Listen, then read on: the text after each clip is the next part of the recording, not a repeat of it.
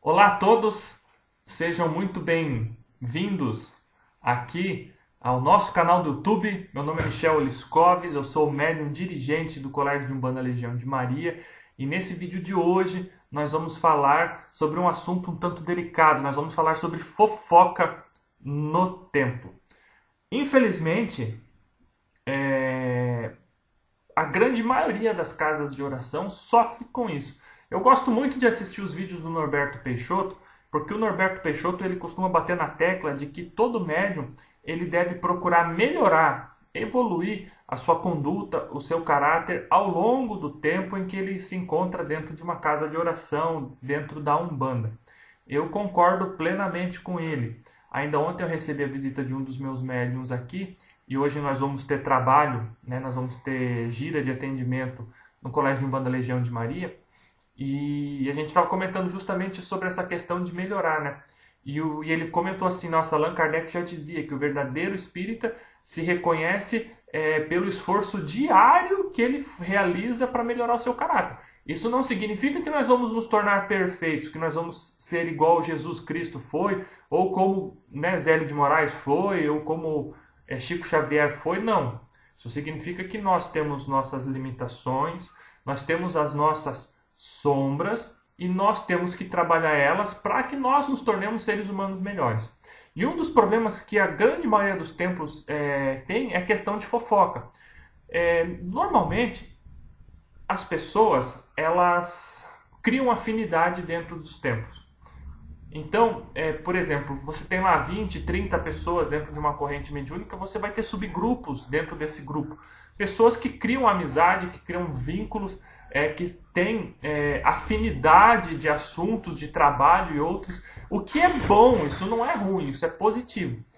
Quando as pessoas passam a se reunir, né, dentro desse vínculo, dessa amizade que elas criam, para falar mal de um terceiro que não está presente, aí nós temos a maledicência, a fofoca. E isso é muito ruim e extremamente prejudicial para o templo. Por quê? Porque cria, na egrégora espiritual da casa, na egrégora energética da casa, você cria uma psicosfera negativa. Ou seja, dentro da própria corrente mediúnica, você vai criando elos fracos de pessoas que começam a se sintonizar com energias que não são as mesmas dos seus guias e mentores espirituais, e elas passam a falar mal de terceiras pessoas que estão ali dentro.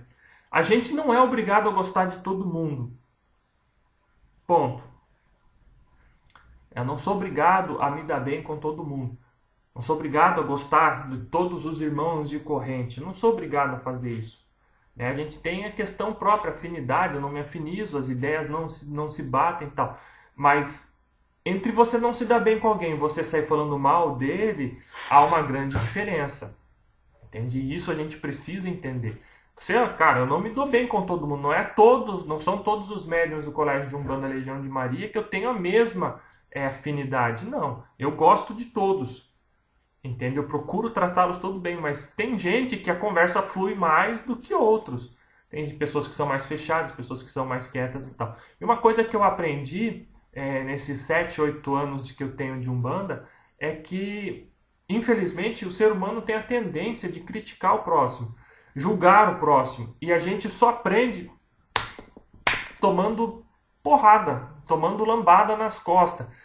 Então, o que a gente precisa? A gente precisa procurar melhorar, procurar evitar de tocar nesses assuntos, procurar evitar de falar mal do próximo, procurar evitar de julgar o próximo, as atitudes do próximo. Quantas vezes a gente vê médiums que se dizem inconscientes ou médiums que são conscientes assumidos, né, durante o transe mediúnico, eles terminam o atendimento e eles comentam com outras pessoas o que o guia dele falou ou não falou.